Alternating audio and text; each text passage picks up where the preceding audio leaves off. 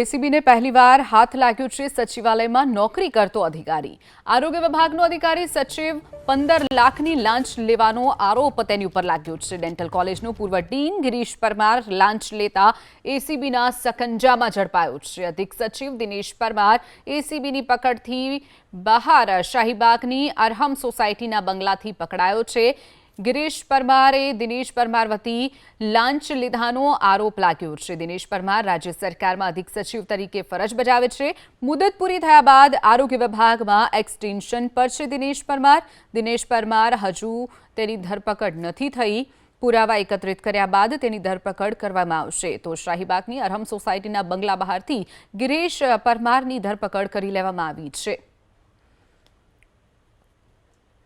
ફરિયાદી વિરુદ્ધ પ્રાથમિક તપાસ ચાલતી હતી, જે તપાસ આખર નિર્ણય માટે આ કામના જે આરોપી છે દિનેશ પરમાર કે જે અધિક સચિવ તરીકે હેલ્થ વિભાગમાં ફરજ બજાવે છે તેઓના પાસે નિર્ણય અર્થે આવેલી, તો તેઓએ આ નિર્ણય કરતા પૂર્વે આ કામના જે અત્યારે પકડાયેલ આરોપી છે ડૉક્ટર ગિરીશ પરમાર કે જે અગાઉ અસારવા સિવિલ કેમ્પસમાં આવેલી ડેન્ટલ કોલેજના ડીન તરીકે હતા અને એકાદ વર્ષ પૂર્વે નિવૃત્ત થયેલા છે, તેઓને સાથે રાખી અને વાત કરેલી કે જો તમે મને રૂપિયા 30 લાખ એટલે કે આ કામના જે ફરિયાદી છે એમના અને એમના સાથી ડૉક્ટરના નહીં આપો તો હું તમને ઓપરેશન ગંગાજળ જે ચાલે છે એ અંતર્ગત તમને હું ફરજમાંથી રૂખસદ અપાવી દઈશ અને તમારા વિરુદ્ધ લખીશ।